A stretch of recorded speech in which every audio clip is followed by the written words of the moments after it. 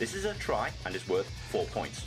Unlike in American football, the player must press the ball down onto the ground. Okay, so it doesn't matter if it actually crosses the line, like, because in American football, once that ball gets over the line, it counts, it's worth 6 points. So this is once it's over, it's 4. No doubt. What's up guys, it is JJ here, back with a new video today, once again, and today we are finally going to take a look at the rules of Rugby League. Now this is completely separate, I guess, from Rugby Union and just rugby in itself. There are two different types of rugby that and also there's different games in rugby that I still need to learn, which hopefully is going to be explained in this video. But rugby we've been slowly getting to on this channel, bit by bit, and it's actually been really enjoyable to watch, sort of seeing the intersection of sports that are pretty much well outside of the United States here, although there is rugby here as well. But I feel like it's just not given any sort of support mainstream, obviously, to the tune of what the NFL obviously gives us, the most profitable sport in the world. But we're going to take a look at the rules of Rugby League, see if we maybe can get some more of it explained, because we've been taking a look at like massive hits, tries, tackles, stuff like that, and they've been insane, while also sort of not knowing what a lot of the rules or what a lot of the end goals for it is. So we're going to take a look at the rules. You guys let me know your thoughts on this video though, and if you guys want to see more videos like it, or want to see a Rugby League hits video, which is it's coming soon, let me know down in the comments below. But yeah, let's get into the video.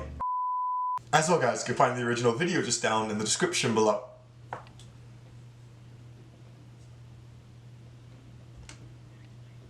It explains the rules of Rugby League. The object of the game is for your team to score more points than the opposing team. Okay, no, I'm just gonna stop you right there. The goal is to score more points than the opposing team. That's how we're gonna kick it off.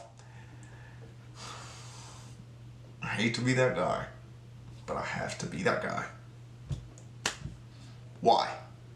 Okay. Playing on a field that's 100 meters long.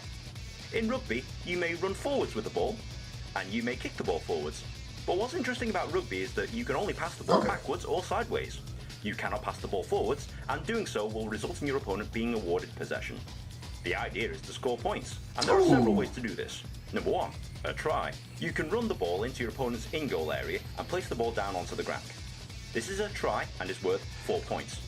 Unlike in American football, the player must press the ball down onto the ground. Okay, so it doesn't matter if it actually crosses the line, like, because in American football, once that ball gets over the line, it counts, it's worth 6 points. So this is once it's over, it's 4. No downward pressure equals no try. Number 2, a conversion. After scoring a try, you are awarded a conversion kick to add more points. The kick is made from a spot 20 meters from the goal line and perpendicular to the spot where the try was scored. Kicking the ball between the posts and over the crossbar scores 2 points. Number 3, a penalty. If your opponent commits a foul, you may choose to kick the ball from the ground between the goalposts. This also scores 2 points. Number 4, a drop goal. You can also kick the ball between the posts at any time during open play. To do this, you must drop the ball onto the ground first before kicking it. This is known as drop goal and is rarely seen because it's only worth 1 point. It doesn't seem so rather than actually like trying to continue the try, so let's say a team is actually doing very good at keeping you out of the, is it called end? See, that's why I need to learn my terminology. Is it called end zone, or is it called just the goal, or, well, I mean, it's not called the goal, but okay, so the try is obviously still worth 4 points, and so in that try, if you can't get through, just drop goal, ball hits, then you kick 1 point. Makes sense. But in close games, this might make the difference between winning and losing. To stop you from scoring, your opponents will try and stop you by tackling. Your opponent can grab you below the shoulders and pull you to the floor, or stop you moving forwards. In Rugby League, once a player is tackled, the opponent must let go of the ball carrier, and his team must retreat 10 meters. The ball carrier is allowed to stand up and kick the ball back to a teammate to start the process all over again. You are allowed up to 6 tackles to score. That's right, 6. 6 is the magic number. So you literally, if you get tackled 6 times and they actually hold you to the ground and stop you, it's over.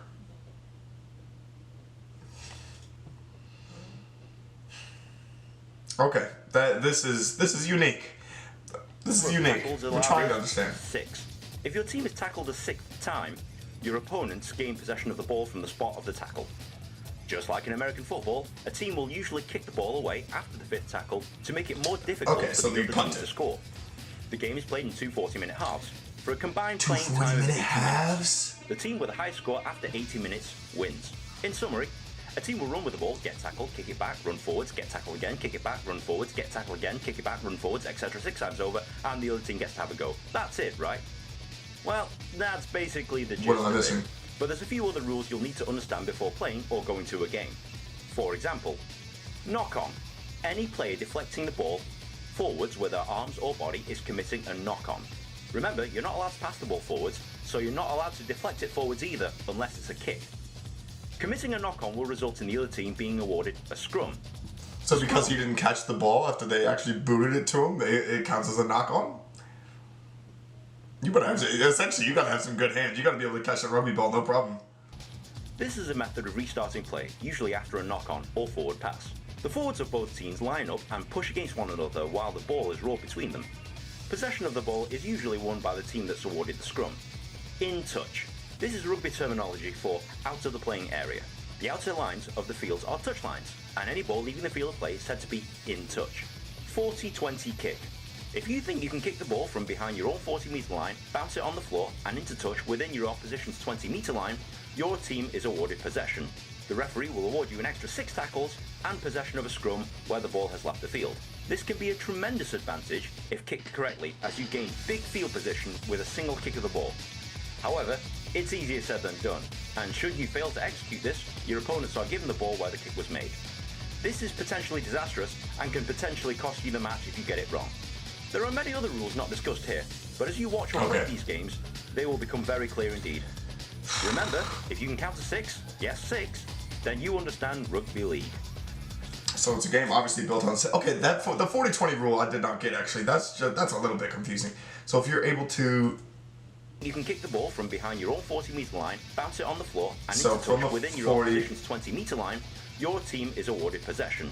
The referee will award so you essentially wanted to put it in touch within that area, like so it's a directed punt, like what they would do in the NFL, where instead of them actually getting the ball, you're able to kick it down right at that time, and if you catch it or you get it out, wow.